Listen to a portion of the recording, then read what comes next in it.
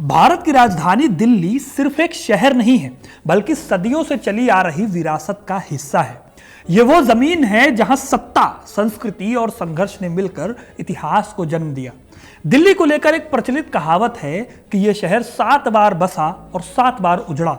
इसका मतलब सिर्फ ज्योग्राफिकल बदलाव नहीं है, बल्कि हर युग में इस शहर में होने वाले एक नए सामाजिक, आर्थिक और सांस्कृतिक बदलाव से भी है। महाभारत के हिसाब से इस क्षेत्र को कभी इंद्रप्रस्थ कहा जाता था, वो नगर जिसे पांडवों ने बसाया था। लेकिन इंद्रप्रस्थ से दिल्ली तक का सफर कैसे तय हुआ, ये सवाल इतिहास के कई पन्नों में बिखरा पड़ा है। कुछ इतिहासकारों का मानना है कि दिल्ली का नाम राजा ढिल्लू से जुड़ा हुआ है, जिन्होंने पहली शताब्दी ईसा पूर्व में इस क्षेत्र में शासन किया। वहीं एक और मान्यता है एक ढीली कील की, जिसने इस शहर को दिल्ली का नाम दिया। लेकिन आखिर दिल्ली का नाम दिल्ली पड़ा कैसे इंद्रप्रस्थ शहर दिल्ली में बदल गया, और आखिर दिल्ली में भी कौन सा वो हिस्सा है जो दिल्ली की आज राजधानी है, क्योंकि पूरी दिल्ली हमारे देश की राजधानी नहीं है। ये सब जानने के लिए आपको वीडियो को बिना स्किप किए देखना होगा, क्योंकि अपना इतिहास नहीं जानोगे तो खुद को कैसे पहचानोगे। अगर आप स्विगी से ऑर्डर करते हो और पैसे बचाना चाहते हैं तो आप एक्सिस बैंक के माई जोन क्रेडिट कार्ड को अप्लाई कर सकते हैं। ये credit card life time free है और इसके साथ कई सारे ऑफर्स भी हैं। लिंक डिस्क्रिप्शन में है, चेकआउट करना मत भूलिएगा। दिल्ली के इतिहास के पन्ने पलटे तो कई कहानियां मिलती हैं। इन कहानियों में दिल्ली का उजड़ना भी मिलता है और दिल्ली का भव्य रूप में बसना भी मिलता है। मध्यकाल में एक दौर था जब दिल्ली दुनिया के सबसे अमीर शहरों में से एक हुआ करती थी। इतिहासकारों और पुरातत्वविदों की माने तो दिल्ली में 6ठी शताब्दी ईसा पूर्व तक के इंसानी बस्ती होने के प्रमाण मिलते हैं। यानी आज से करीब 2600 साल पहले भी दिल्ली में लोग रहा करते थे। फिर समय के साथ यहाँ साम्राज्यों की राजधानियां बनती गई, फिर चाहे वो सल्तनत काल हो या फिर मुगल काल और उसके बाद ब्रिटिश काल। दिल वालों की दिल्ली के दिल्ली नाम के पीछे की कहानी यह है कि इस शहर को बसाया था एक राजा ने, जिनका नाम था डिलू। ये राजा पहली शताब्दी ईसा पूर्व में दिल्ली के आसपास राज कर रहे थे। इन्हीं डिल्लू के नाम का अपभ्रंश आगे चलकर दिल्ली पड़ गया। ये कहानी हमें स्वामी दयानंद सरस्वती के सत्यार्थ प्रकाश में देखने को मिलती है। ऐसे ही एक कहानी ये भी है कि दिल्ली पर जब तोमर राजाओं का शासन प्रारंभ हुआ, तब यहाँ के एक राजा ने इस जगह का नाम दिल्ली रख दिया, क्योंकि उनके किले में एक खंभा था। ये खंभा ढीला था, इसीलिए उन्होंने ऐसा नाम रखा और इसी वजह से इस जगह का नाम ढीली था, जो आगे चलकर दिल्ली हो गया। अच्छा, इससे जुड़ी कहानी जो है वो बहुत इंटरेस्टिंग है। इस कहानी में एक राजा है जो अपने समय में बहुत प्रतापी माने जाते थे। एक दिन ऋषि ने उन्हें बताया कि उनके राज्य में एक कील है जो धरती की इतनी गहराई में गड़ी हुई है कि सीधा जाकर वासुकी नाग के सिर से टकराती है। ये सुनकर राजा को बहुत कौतूहल हुआ। आदेश हुआ कि उस कील को ढूंढा जाए। जब वो कील निकाली गई तो देखा गया कि उसके सिरे पर खून लगा हुआ है। राजा घबरा गए। उन्हें ऋषि की बात याद आई, जब तक वह कील धरती में गड़ी है तब तक आपके वंश का शासन अडिग रहेगा। राजा ने जल्दबाजी में वो कील जो है उसको दोबारा धरती में गाड़ने का आदेश दिया, लेकिन इस बार वो पूरी तरह से जमीन में जा नहीं पाई। सिर्फ 19 नाखून बराबर हिस्सा ही अंदर गया और वो कील ढीली रह गई। उसी दिन से कहा जाने लगा कि ये कील ढिल्ली रह गई, और यही ढिल्ली समय के साथ साथ बदलते बदलते दिल्ली बन गई। माना जाता है कि दिल्ली में जो कुतुब मीनार कॉम्प्लेक्स में आयरन पिलर या लौह स्तंभ गड़ा हुआ है, ये वही कील है। यह भी माना जाता है कि यह स्तंभ राजा चंद्रगुप्त विक्रमादित्य का काल का है और इसे कहीं और से लाकर दिल्ली में स्थापित किया गया था। कई लोग इस ढीली कील की कहानी को इसी पिलर से जोड़कर देखते हैं। माना जाता है कि यह आयरन पिलर वही कील है जिसे राजा ने जमीन में गाड़ा था, और जब दोबारा गाड़ने की कोशिश हुई तो वो ढीली रह गई। इसीलिए कई लोगों का मानना है कि ढिल्ली नाम इसी लौह स्तंभ की घटना से निकला। अब दोस्तों, इस पिलर की खासियत यह है कि करीब 1500 साल पुराना है ये पिलर, और अभी तक इस पर जंग नहीं लगी है। ऐसे ही एक और थ्योरी ये कहती है कि दिल्ली शब्द की जड़ें फारसी भाषा के दहलीज से जुड़ी हुई हैं। दहलीज का मतलब होता है एंट्री गेट। ऐसा इसलिए क्योंकि दिल्ली को भारत का एंट्री गेट माना जाता था। जैसा कि मैंने आपको पहले भी बताया कि ऐतिहासिक रूप से माना जाता था कि दिल्ली पर कब्जा करने वालों का भारत पर कब्जा है। तो एक थ्योरी ये भी कही जाती है दिल्ली के नाम को लेकर। हालांकि इन सभी में राजा ढिल्लू की कहानी को ज्यादा ऑथेंटिक माना जाता है। ऐसा इसलिए क्योंकि ब्रज भाषा, अपभ्रंश और प्राकृत भाषाओं में दिल्ली शब्द का प्रयोग मिलता है। इस तरह कई कहानियों के बीच से दोस्तों हमें दिल्ली शहर के नाम की बात पता चलती है। लेकिन जितना इंटरेस्टिंग दिल्ली के नाम का किस्सा है, उतनी ही दिलचस्प इस शहर के उजड़ने और बसने की कहानी भी है। आज अगर आप दिल्ली जाएंगे तो आपको उन शहरों के खंडहर देखने को मिलेंगे जिन्होंने असल में दिल्ली को सालों साल सेंटर बनाकर रखा। इसीलिए कहा जाता है कि दिल्ली 7 बार उजड़ी और बसाई गई। आज की दिल्ली के अलग अलग कोनों पर इन शहरों को बसाया गया था। आइए एक एक करके हम इन सभी शहरों के नाम आपको बताते हैं और उनसे जुड़ा हुआ इतिहास भी आपको समझाते हैं। दोस्तों, 11वीं सदी में दिल्ली में लाल कोट की स्थापना की थी तोमर राजा अनंगपाल ने। उन्हें इस शहर का वास्तविक संस्थापक माना जाता है। यह मध्यकाल का वक्त था जब देश में कई छोटे बड़े हिस्से थे जो राज कर रहे थे। आज का कुतुब मीनार कॉम्प्लेक्स कभी वही लाल कोट शहर हुआ करता था। हालांकि 1179 में तोमर राजाओं को हराने का काम किया पृथ्वीराज चौहान तृतीय ने। उन्होंने तोमरों को हराकर दिल्ली शहर पर कब्जा किया था। उन्होंने फिर लाल कोट को नया नाम दिया, किला राय पिथौरा। यही राय पिथौरा था जिसे 1192 में तराइन की लड़ाई के रास्ते मोहम्मद गोरी ने जीत लिया था। इस जीत के साथ ही दिल्ली को पहले एक गवर्नर मिलता है जिसका नाम था कुतुबुद्दीन ऐबक, और इन्हीं कुतुबुद्दीन ऐबक के हाथों साल 1206 में आती है दिल्ली की सत्ता, जब मोहम्मद गौरी की मौत होती है। इस तरह दिल्ली की सत्ता पर गुलाम वंश का कब्जा होता है जो किला राय पिथौरा से दिल्ली का शासन चला रहे थे। दोस्तों, दिल्ली के नाम से जुड़ी एक बात यह भी है कि तोमर राजाओं के काल में दिल्ली में जो सिक्के चलते थे उनको देहली कहा जाता था, और इन सिक्कों के नाम पर भी माना जाता है कि दिल्ली जो है उसका नाम पड़ा था।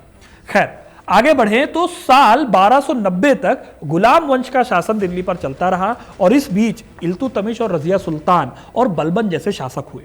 इसके बाद 13वीं सदी के आखिर में उदय होता है खिलजी डायनेस्टी का, जो अफगानिस्तान की तरफ से यहां आए थे। खिलजियों में सबसे ताकतवर सुल्तान हुआ अलाउद्दीन खिलजी, जिसने भारत के बड़े हिस्से पर अपना परचम लहराया। अलाउद्दीन ने न सिर्फ रणथंबोर को हराया, बल्कि उसके गुलाम मलिक कफूर ने उसके लिए दक्षिण भारत में वारंगल तक को जीत लिया था। इन्हीं अलाउद्दीन खिलजी ने दिल्ली के एक और हिस्से को डेवलप किया जिसे आज के टाइम पर सीरी के नाम से जाना जाता है। दिल्ली का सीरी फोर्ट या सीरी किला वो फोर्ट है जिसने अलाउद्दीन को मंगोलों से लड़ने में मदद की थी।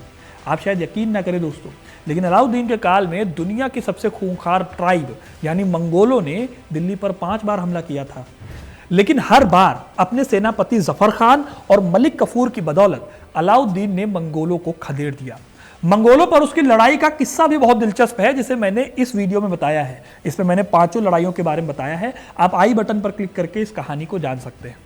खैर, खिलजियों में राजा तो कई हुए, लेकिन सबसे ताकतवर अलाउद्दीन ही था। इसके बाद यहां तुगलकों ने गद्दी संभाली। तुगलक राजाओं में सबसे ताकतवर और सबसे बदनाम राजा था मोहम्मद बिन तुगलक।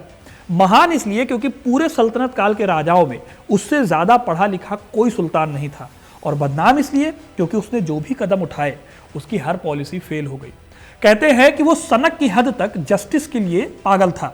इब्न बतूता बताते हैं कि उसने एक बार खुद को ही कोड़े मारने की सजा दे दी थी। खैर, मोहम्मद बिन तुगलक ने दिल्ली में तुगलकाबाद की स्थापना की थी। दिल्ली में आज भी आपको तुगलकाबाद किला मिल जाएगा, जो मेहरौली और सीरी फोर्ट के बीच देखने को मिलता है। इंटरेस्टिंग बात यह है कि खुद मोहम्मद बिन तुगलक इस किले को मनहूस मानते थे। दिल्ली में इन्होंने जहां पना नाम से एक नया शहर बसाया था। अब दोस्तों, तुगलक के तुगलकी फरमानों में कौन से फैसले थे जो उसके लिए उल्टे पड़ गए, उन्हें आप इस वीडियो से जान सकते हो। फिलहाल अगर बताऊं तो मोहम्मद बिन तुगलक के काल में दिल्ली कमजोर हो गई थी, और साल 1351 में उसकी मौत तक बंगाल और दक्कन उसके हाथों से निकल चुके थे। उसकी मौत के बाद फिरोज शाह तुगलक, यानी जो उनके बाद सुल्तान बने, उन्होंने फिरोज शाह कोटला स्टेडियम के पास वाला हिस्सा बनवाया था। इसी वजह से इस जगह का नाम फिरोजाबाद पड़ गया।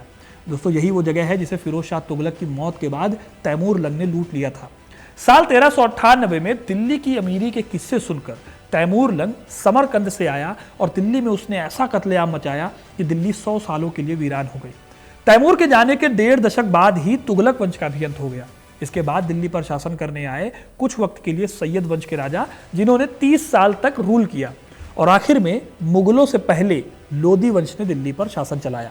अब दोस्तों, सैयद के बाद आते हैं लोदी, जिनका आखिरी शासक था इब्राहिम लोदी। साल 1526 में पानीपत की पहली लड़ाई में बाबर ने इब्राहिम लोदी को हराकर दिल्ली की सत्ता पर कब्जा कर लिया।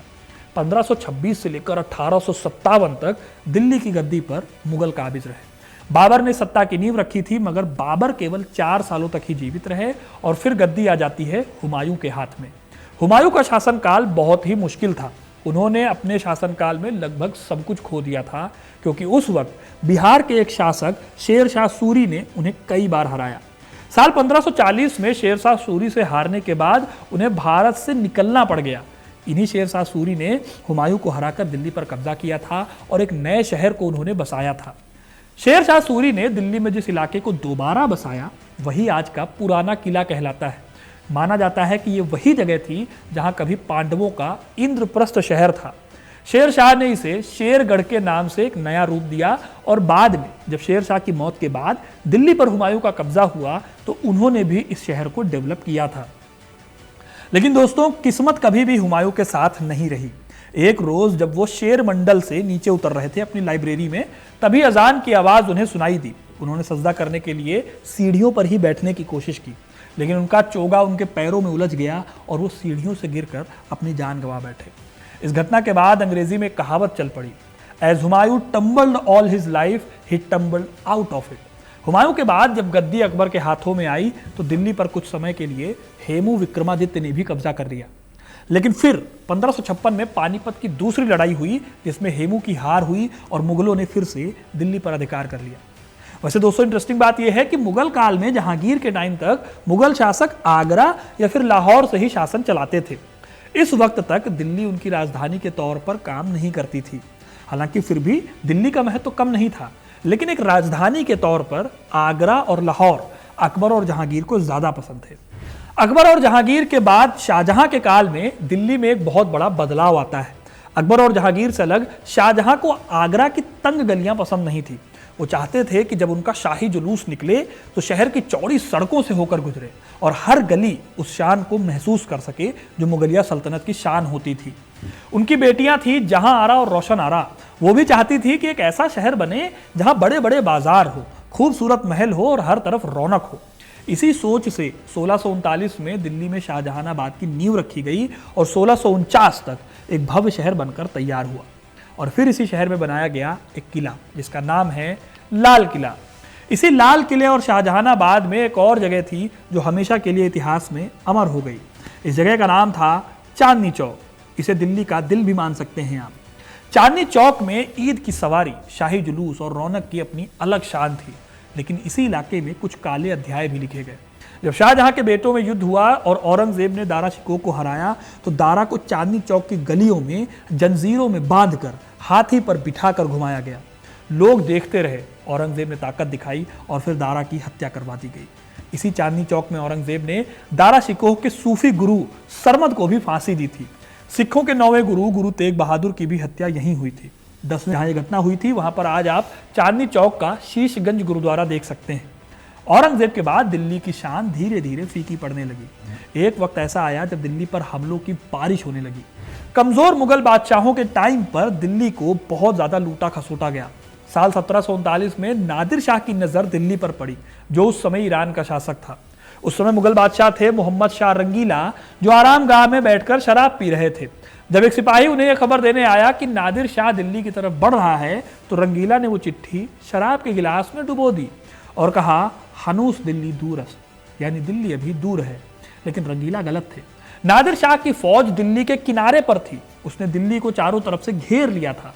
फिर मोहम्मद शाह को कैद करके नादिर शाह ने दिल्ली में तबाही मचाई। तैमूर लंग के बाद यह दिल्ली पर होने वाला सबसे बड़ा हमला था। इसी हमले में हमारे देश की धरोहर कोहिनूर हीरा हमारे हाथों से फिसल गया। दिल्ली पूरी तरह से तबाह हो गई। कहते हैं कि नादिर शाह को दिल्ली की लूट से 100 करोड़ रुपए हासिल हुए थे। इस तरह मुगलों की संपत्ति और उनकी विरासत खत्म हो गई थी।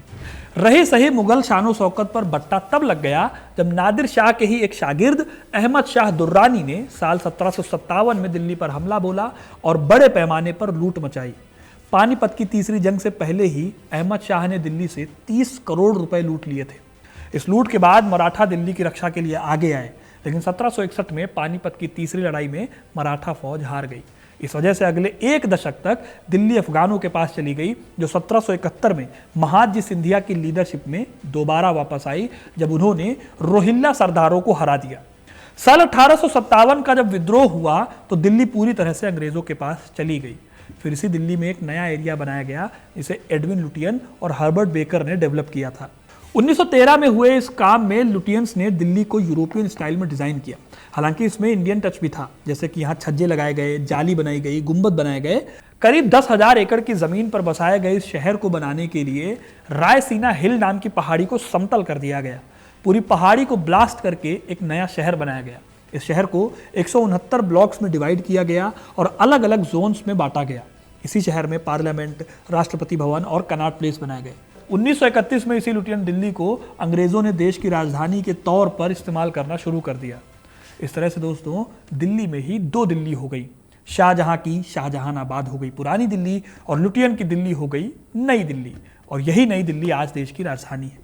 तो दोस्तों ये था इतिहास दिल्ली शहर का, जिसे करीब 7 बार उजाड़ा गया और 7 बार बसाया गया। जिसने बहुत भव्य इतिहास भी देखा तो वो भी ज्वलंत इतिहास देखा जिसमें उसे बहुत बेरहमी से उजाड़ दिया गया। आपने दिल्ली के जितने भी शहर मैंने आपको बताए हैं उनमें से कौन सा शहर देखा है उसके बारे में कमेंट करके ज़रूर बताइएगा। वीडियो को लाइक और शेयर करना ना भूलें और ऐसी इंटरेस्टिंग कहानियों के लिए, इतिहास से जुड़े रहने के लिए हिस्ट्री कनेक्ट को सब्सक्राइब जरूर करें। धन्यवाद।